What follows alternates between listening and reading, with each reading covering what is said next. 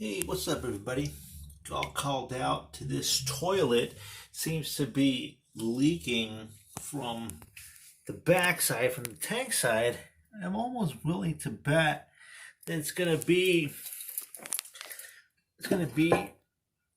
probably those two bolts right there. I'm thinking maybe the washers, the rubber washers, have um, weathered away, as they say. So we're gonna see about changing this, see what happens. Guess we'll see in a bit.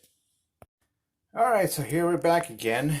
I took out the tank itself, right? So what I'm gonna do is I'm gonna replace the two bolts and rubber washers that locked the tank down, and I'm also gonna replace this gasket right here. It looks a little bit worn, so I'm going to replace that. So let's get to it, and then we'll see how this thing works in a bit.